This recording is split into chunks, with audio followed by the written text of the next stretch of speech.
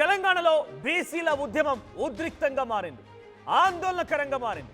పలు చోట్ల ఎక్కడైతే షాపులు, షోరూంలు, టిఫిన్ సెంటర్లు, పెట్రోల్ పంపులు ఇతరత్ర ఏదైనా సరే తెరిచి ఉందా, ఇక వారంతు తేలుస్తామన్న రకంగా బీసీ సంఘాలు మొత్తం కూడా ఆగ్రహంతో రగిలిపోతూ ఉన్నాయి. స్వచ్ఛందంగా ఈరోజు రాష్ట్ర వ్యాప్తంగా ప్రతిదీ కూడా ఒక లాక్డౌన్ మాదిరిగా అయిపోవాలి, ప్రతిదీ కూడా మూసివేయాలన్న చందంగా బీసీ నాయకులు మొత్తం కూడా రాష్ట్ర వ్యాప్తంగా ఆందోళన చేపడుతున్నారు.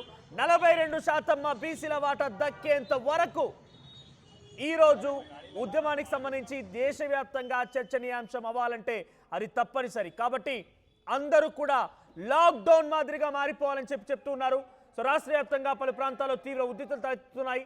హైదరాబాద్లో బంద్కి మద్దతు ఇవ్వలేదని చెప్పి ఓ పెట్రోల్ బంక్ పైన దాడికి యత్నించారు. బంకులో చొరబడి ధ్వంసం చేశారు నిరసనకారులు.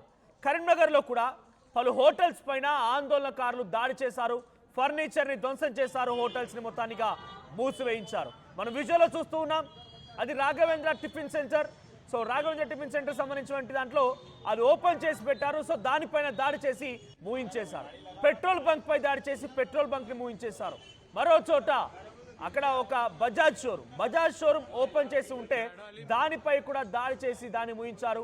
సో ఒక్క మాటలో నేను చెప్పింది మీకు అర్థమవుతుంది కదా, లాక్డౌన్ మాదిరిగా కంప్లీట్గా ఈరోజంతా కూడా స్వచ్ఛందంగా అందరూ బంద్ పాటించాల్సిందే.